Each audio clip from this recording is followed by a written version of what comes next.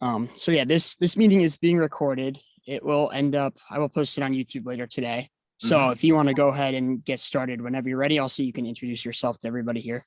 Okay, let me get my screen share here. All right, here we go. Now I think we should be cooking with gas now. All right, so you guys could see that, and I'm going to just start the PowerPoint here. So you guys good?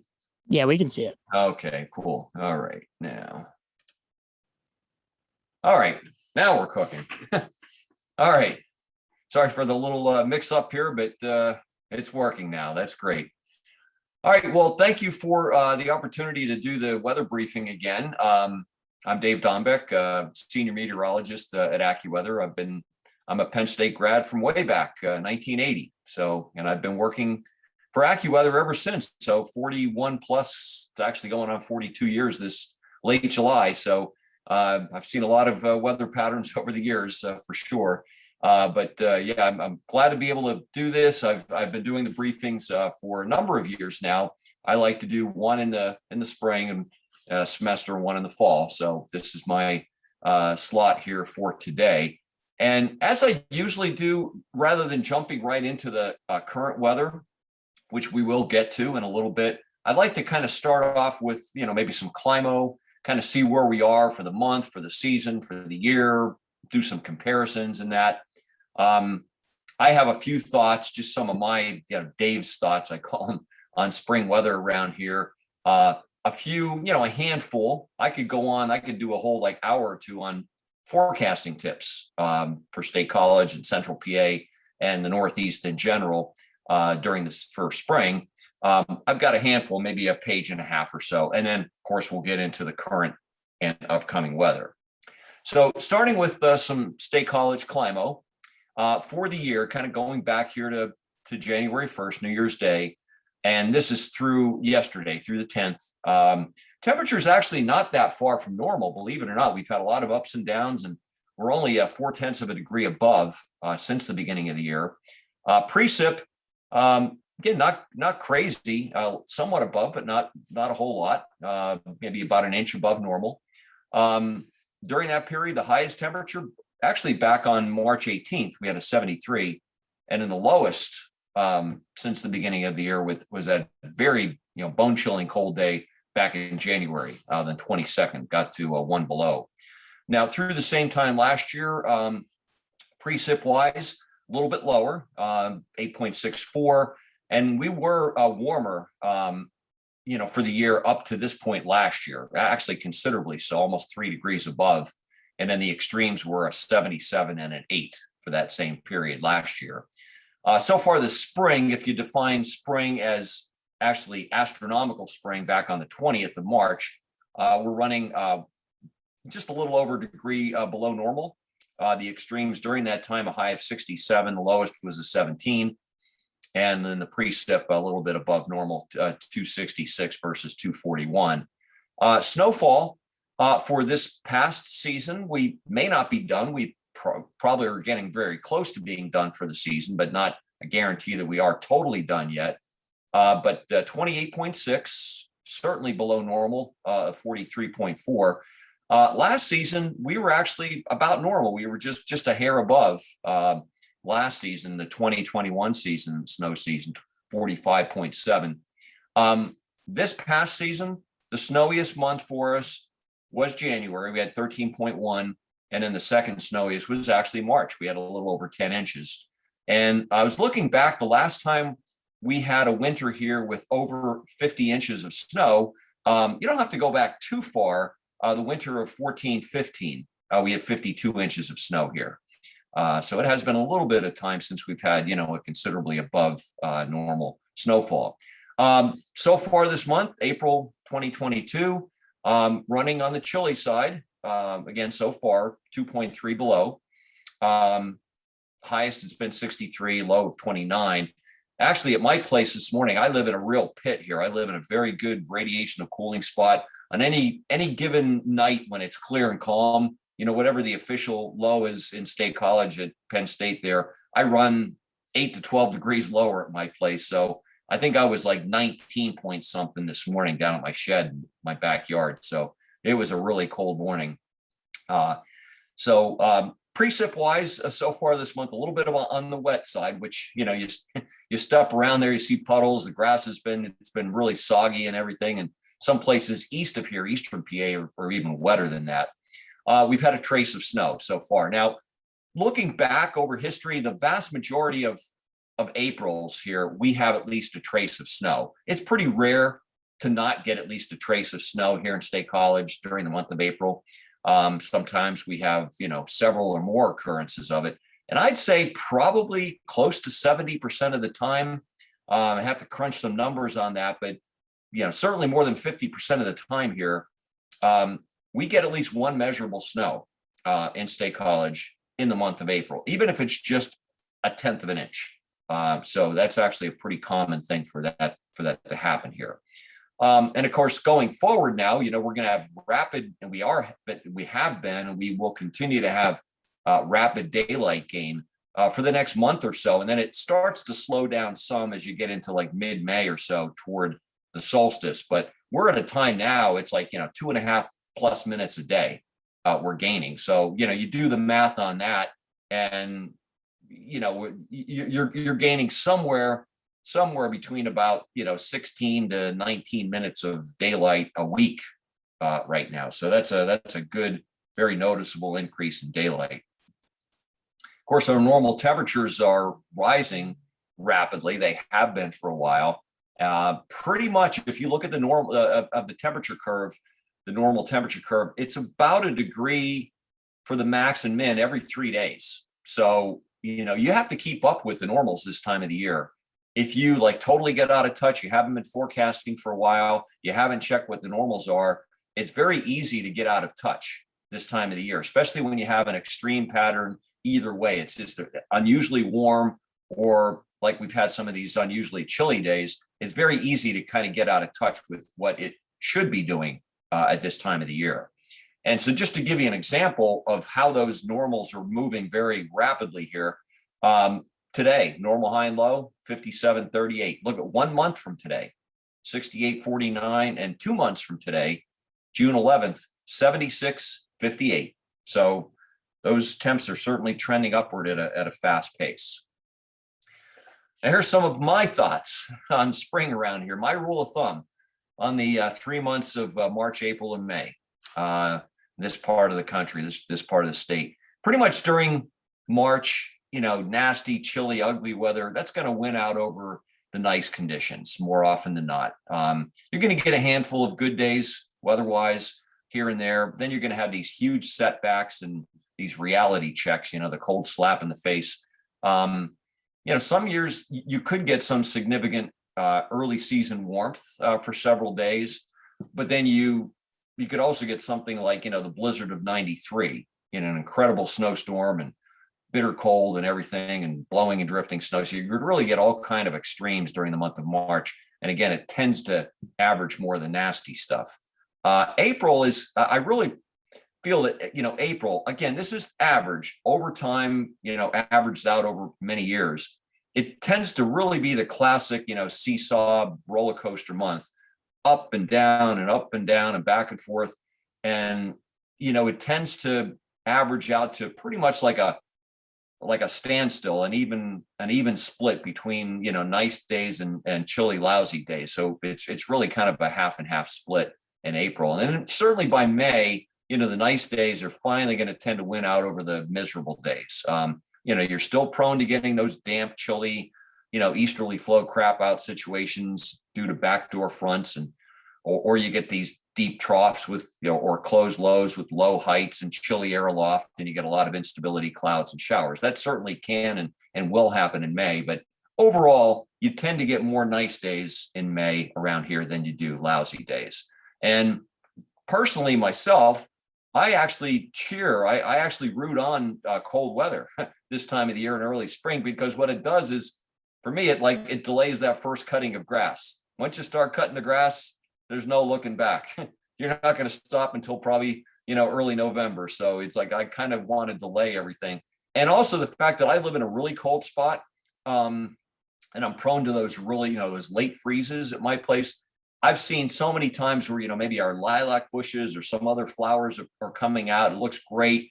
And then it just gets wiped out and it's like, it's gone. So, or I've seen cases too around here generally with the agriculture where, fruit crops, apples and peaches and pears and stuff, you get too warm, too quickly, too early in the season, all the blossoms come out, and then you get a couple of freezes, really hard freezes later, and it just wipes everything out, and there goes your fruit crop. So that's for that reason, and those two reasons alone, I really myself, I actually like to see things sort of suppressed at this time of the year and not bring on the warmth too early, too quickly, and too aggressively.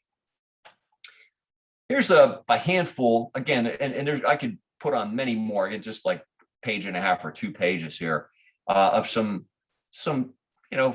spring forecasting tips, we'll call it, some useful tips here. I'm a big soundings guy, SQT guy, multiple, both actual soundings and model soundings. I look at those every day, multiple times a day. Obviously, you're going to check for stability. Is it unstable? Is it, very stable? Your cloud cover, how much, where the clouds are, high clouds, mid-level clouds, low-level cloudiness, where you're mixing from, the depth of your mixing layer, so on and so forth. And that's an excellent tool for, not only estimating high temps. You could do the math right off of the soundings and estimate your high temps. You could also estimate the wind speeds from that. So, it's an excellent tool when using those soundings. Watch for those days. We're going to see some. We already have had some of these days, and guaranteed you're still going to have some more of these coming up in the next several weeks here. I call them those overachieving days, the temperature days. You got a dry ground, maybe it hasn't rained for a while, maybe deep down in, there's still a lot of ground moisture down in the soil, but the top, inch or so is dried out nicely, your topsoil, top inch or so. There's no leaves fully on the trees. Maybe there's some buds and stuff, but the leaves really aren't fully out. So you don't have a lot of evapotranspiration going on off of the vegetation. You got a really well-mixed day. You look at those soundings and you're mixing not just to 850, but you're going beyond. You're going all the way to 800. So it's a very, very deep mixing layer. And of course, you have to have at least some sun and a favorable wind direction. Around here, generally on this side of the Allegheny front, you want to have some kind of a westerly component in the wind direction. And so, like I said, on those days, you're going super adiabatic. So it's not just, the State College rule, looking at 850, adding 13C and getting your high. That works great, but when you see that a dry adiabatic look to it all the way to 800 and a dry ground and no vegetation, no leaves on the trees, I mean, you do the math, get your 13 rule, and then add 2, 3, 4, sometimes 5 degrees Fahrenheit on top of that to get your high temperature. So you will get those days where it overachieves. Of course, watch for backdoor cold fronts. We're prone to getting those. The earlier in the season, the more aggressive, the more forceful they could be. The ocean's still pretty chilly this time of the year. Watch for those, that east or northeast flow. It backs that chilly air right up, it banks it up against the mountains. And oftentimes, the models are just not going to handle those temperatures in those really, very aggressive backdoor front situations where it's just totally overcast, drizzle, low clouds. It's just a miserable situation. So you'll have busts on the other side. We won't be cool or chilly enough on those days. Of course, your thunderstorm frequency at this time of the year is increasing noticeably. Each week that goes by, the chances of getting thunderstorms continues to go up exponentially here. And your precip tends to be more and more convective in nature. Now, we're still going to get, for the next month and a half, even 2 months, you'll still get those synoptic storms, large scale storms. They cut south of us. We have overrunning rain and hour after hour of just steady soaking rain. That'll certainly still happen, but you'll get more of those days where we have precip in the forecast, and it's not the rain or periods of rain or occasional rain. It's going to be more of the showers, thunderstorm type wording, as we move forward through the spring. Of course, the water takes a long time to warm up, so be very, very careful not to over predict temperatures near any kind of body of water. Good rule of thumb, you need at least a 10, maybe even a 12 knot land breeze to prevent that wind from shifting on shore. So, watch that if you're forecasting anywhere near a bay, the Sound, the ocean, the Great Lakes, any place near water, and you got any kind of wind off the water or the potential that the wind could shift off the water, just be careful to not overdo temperatures because, that water is still very chilly and it takes a long time to warm up. Watch for what I call self-destruct Sundays. That's the days where you got really low heights, you got chilly air aloft. Maybe it starts off and it's like bright and sunny. Sun comes up, there's not a cloud in the sky out through 8 o'clock, 9 o'clock, 9:30. There's nothing. It's totally, blue skies, nothing going on. All of a sudden by like 10 o'clock, there's all these Q that start to form. First places you'll see them is over the ridges, and then they get more and more and more. And then all of a sudden by like 11 or 11:30, everything just pancakes out. And it just, you got this basic, the State College strato Q situation where you got nothing but, the sun was out, but you couldn't handle it with all the chilly air aloft and the low heights. And you got a strengthening sun at this time of the year. The two don't mix. And all of a sudden now you just have clouds all over the place. So it's self-destructed. Also watch for, if you're forecasting around the Great Lakes, that's a pretty neat satellite picture to look at, like a visible shot, let's say like an 18Z or, middle of the afternoon, when you have some of these days where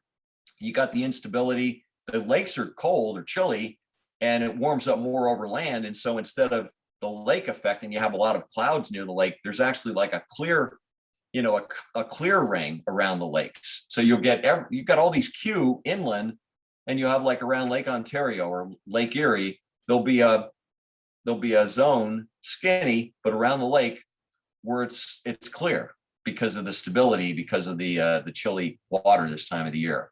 So you'll see that.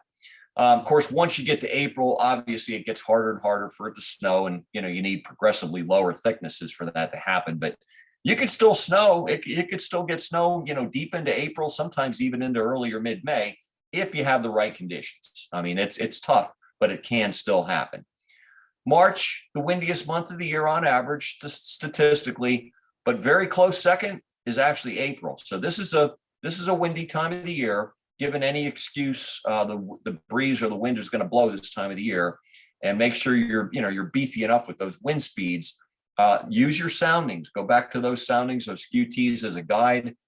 Check to see where you're mixing from. Is it 900? Is it 850? Is it deeper than that? Wherever you are. Now look at what your wind speeds are at that level, and then you could use that as a really good guide. Now you transfer that down to the surface with the mixing, and that's a pretty good estimate for your gusts for that particular day. And of course, severe weather, your strong thunderstorms, tornadoes, so forth, that could occur anytime during the spring, but it really ramps up as you go, deeper into April, and then especially during the month of May. So for the current and upcoming weather, just looking at some of the teleconnection patterns here, the NAO, the North Atlantic Oscillation, right now it's currently a little bit negative. It's been negative. It's actually progged to kind of trend more neutral, maybe eventually positive over time, the next week or so. The PNA, the Pacific North America patterns, actually it's currently negative. Actually, it was pretty noticeably negative, and it looks like it's going to try to trend closer to neutral as we go through this week. We should be going into a little bit more progressive, back and forth pattern, ridge trough type situation. However, going out week, 2 weeks, whatever, you always have to watch for these closed lows forming somewhere. Springtime is very famous for, closed lows, the formation of closed lows, and everything just kind of it gums up the works. Everything slows down and it blocks everything, the progression of things. And here at AccuWeather, we have a term we call them chew balls. So watch for that pattern setting up. There will almost guaranteed in the weeks ahead be some of these chew balls that we have to deal with. And I'm going to just go through just a series of maps here, just kind of see where we are this morning. and kind of go forward from here. That this was this morning's 500 millibar. You could really see where the ridge is here coming into the east, the trough leaving off the east coast, and you got a lot of a very deep system, very noticeable system out in the Pacific Northwest. This is the 500 millibar height anomaly, and again, it really shows the high height anomaly coming into the east, the low height anomaly leaving the northeast coast, and very low heights, very noticeably so over the west and especially the Pacific Northwest. The 700 millibar heights, RH and wind barbs here. Again, you can see where the moisture, the mid-level moisture is across the country, with that band of warm advection now approaching from the west, coming into the eastern lakes and Ohio Valley. Here's your 850 temperatures, and again, kind of tells the story. You could see the departing chill here in the northeast, the increasing warmth as you go farther west into the Midwest, and with the warmest 850s, not a surprise, kind of showing up down there in Texas right now, and some very chilly air up there in Western Canada, I see. This is the surface pressure analysis, and it's analyzed every 1/10 of a millibar, so don't get scared. The gradient isn't this strong, like every 4 millibars, but it really very easily you could see where the pressure systems are. Very quick eyeball on this one, but it's kind of neat how you really have a nice sharp north-south ridge here, surface ridge, still a northwest flow like east of New York City into New England, and then we're on the backside of the ridge now. We're starting to get into more of a southerly flow back here. That was the pressure analysis earlier today. Actually, that was at 16Z. Said 12, but that was actually the 16Z. And here's a surface map, a close-up, kind of a little very close-up surface plot here of Pennsylvania and some neighboring states. And what kind of caught my eye here on this surface plot, two things. One, you could really see where the ridge axis is as you look at the wind barbs. As you go farther east, you can see, they're out of the southwest or west or whatever. You get far enough east in New England, they're still west-northwest. And then you can see the winds kind of shifting then as you go farther west, and you get more of a south and southeast flow as you get into western PA and back into Ohio. But also the dew points. Look at how dry the air is, kind of, from like here eastward. We still have pretty low dew points, but then you get back like into central Ohio. I'm seeing 50 dew points back into central Ohio. So definitely a different type air mass is on the way. Quick snapshot of the early this afternoon, the composite radar. Again, kind of tells the story where it is dry and where we've got some action going on. And I know we've got, some severe weather. We're not going to talk, we probably won't have that much time to talk about the severe weather potential, but, certainly out in the middle part of the country in varying degrees and varying areas over the next couple of days, we're going to be dealing with some severe weather potential out there as the next trough comes in and these different pieces of energy rotate on through. That's where most of the best action as far as thunderstorms and maybe some severe weather is going to be during the first part of this week. Here's your satellite picture here. Again, quick snapshot at 16Z.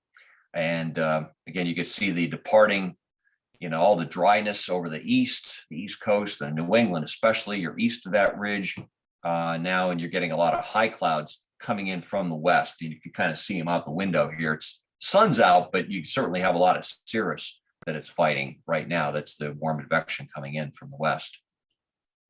Then kind of going forward here with some of the things we're looking at is this is tomorrow. This is 12Z tomorrow, Tuesday. And so that's your 500 millibar. Certainly the heights have come up, and you got that one little piece kind of associated with the warm advection swinging on through and getting away from us now. And you could kind of see after that, the heights are probably going to want to come up a little bit more. And indeed they do as you get into Wednesday. This is 12Z Wednesday now. And you can see the ridge kind of poking up a little bit more noticeably so. And you've got your trough out west and out in the Rockies, the Plain States, and you got this initial little piece that's kind of swinging northeastward there, up through the Mississippi Valley, up into western Kentucky and in Indiana, Illinois area. So you got that little short wave in there embedded in the flow that's going to be coming northeast. Then you get into Thursday, and you could really see that, the trough, everything kind of shifting eastward, with the core of that closed low has shifted now into the upper Midwest, by 12Z Thursday. This is the euro here. But that's centering that. That's a pretty deep closed low there, upper low, over the upper Midwest, the Dakotas and Minnesota area. And of course, that's what's going to be eventually busting down the ridge, kind of plowing in from the west and busting down this eastern ridge later this week. There's Friday. Again, your ridge has gotten beaten down some.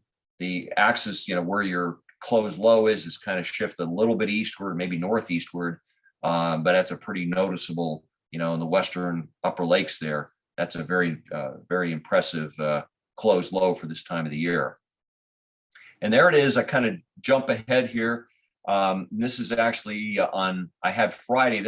I believe here, this is actually Easter Sunday. I mislabeled that one. But that is, if you look there, that is the chart there for Sunday, Easter Sunday. So that has now shifted. That closed low has shifted up into kind of right near the Ontario-Quebec border, with the center of that closed low. They're pretty low heights, pretty much like from here northward. From here southward, no big deal. The heights, come up pretty noticeably. But from here northward, that's some very low heights for this time of the year.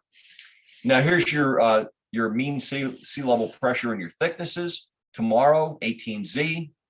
You see your storm out west. You can see a boundary. There's a little sneaky little boundary north of us, but kind of a weak gradient here. And now you push that forward into Wednesday, and certainly we're clearly in the warm sector. It's what I would call a dirty warm sector. It's not very clean. It's probably a lot of moisture around, a lot of cloudiness.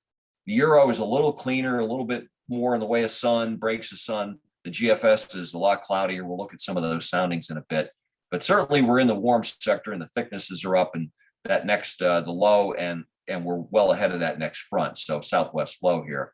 Then you get into Thursday. Again, this is the euro solution. The GFS is a little bit faster with the progress of the front, but you can see the boundary, the frontal boundary pushing eastward now into the northeast, into New York State and Pennsylvania, and down through the Appalachians. And you can see the drier but chillier, cooler air coming in from the west there. And then I jumped way ahead to Easter Sunday. And like I said, look at how chilly that air mass is. I mean, here it's, cool to kind of borderline chilly, but boy, you go northward into New York State and New England, central northern New England, that's going to be a pretty cold Easter Sunday, looking at those thicknesses, how low they are. And of course, that's your next storm on the way out through the middle part of the country at that point. Here's a couple of soundings here. This is the euro tomorrow at 18Z actually looks pretty nice. Well mixed 850. I mean, it's pretty open. If that's right, it's not just like, some sun. It actually could just go mostly sunny. Some of the other soundings might not be quite as optimistic, but certainly looks like not a bad day shaping up tomorrow. Now here's the euro sounding for 18Z Wednesday. Again, you got some high clouds, you got some cirrus there. You got some hint close to pinching there at the top of the boundary layer, but in southwest flow, certainly you could see that on the wind profile there. But that looks like it's a pretty warm day overall.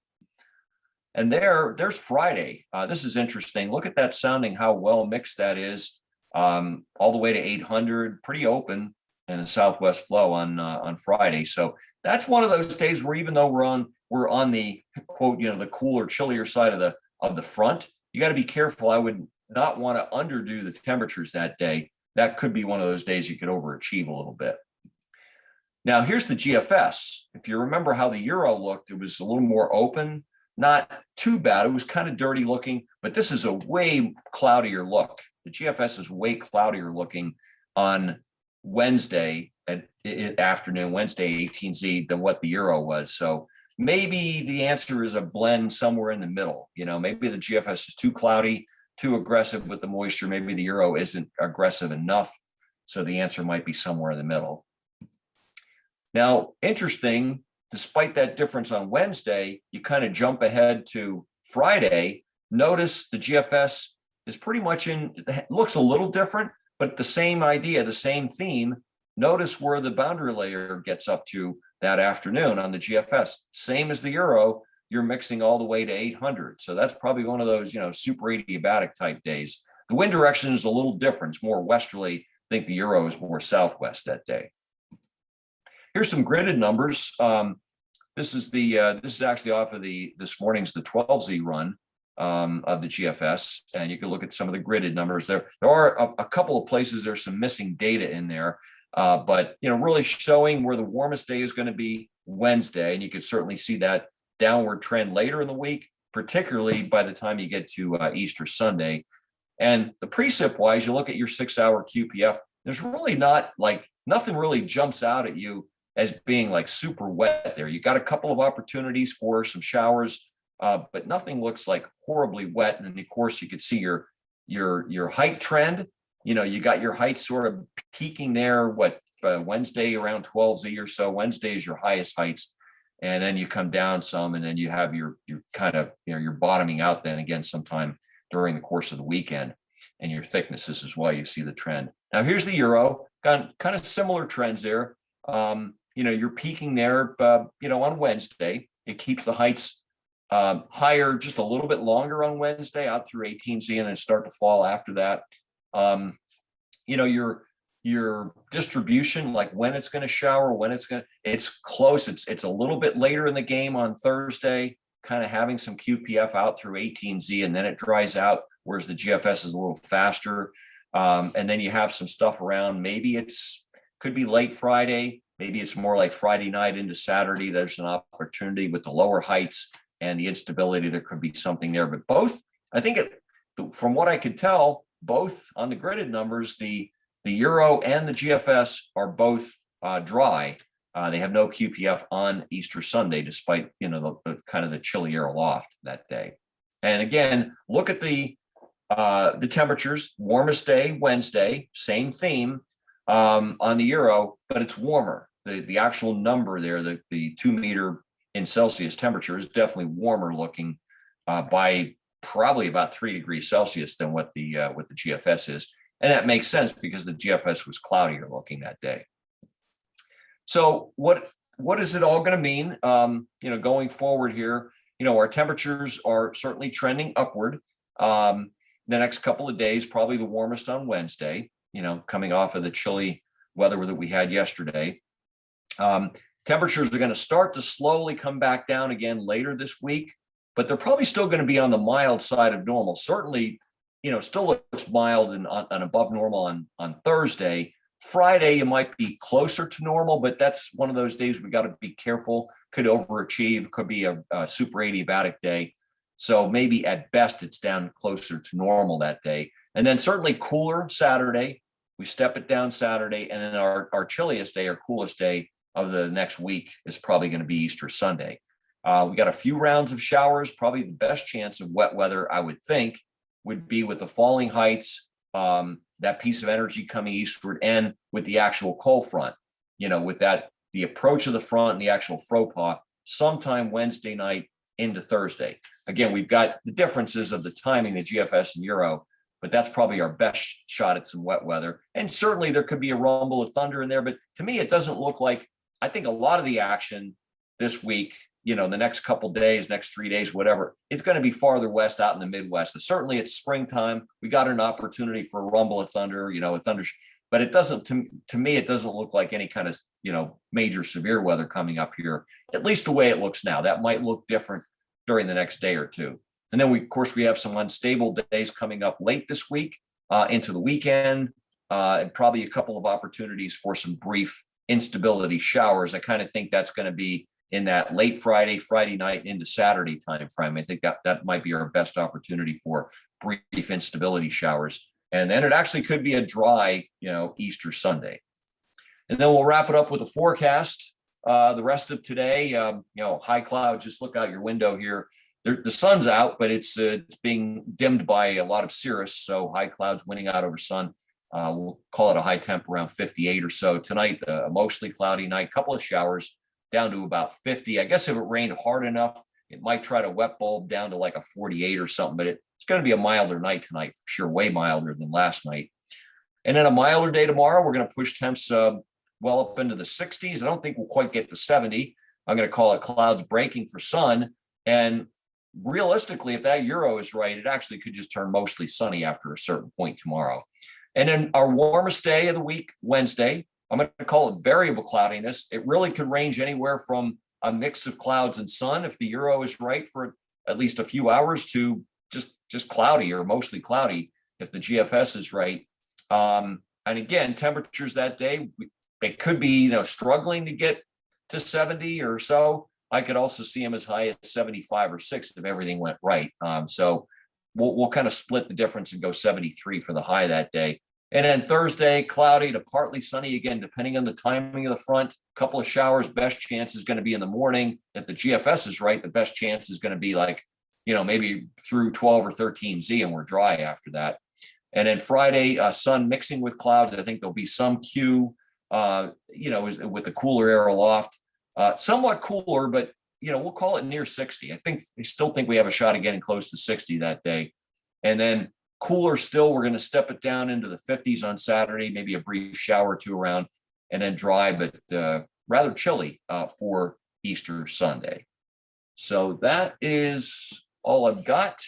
Any questions, any comments? Yeah, if anybody has any questions or comments, feel free to drop them in the Q&A. I see we have a note from Bill. I don't know if you're able to see that. Let me see here. Oh. I'm gonna stop. Okay, here's a note from Bill. All right, you're welcome. It says no questions, just a thank you. You're welcome, Bill. Hopefully I'll be in person in the fall.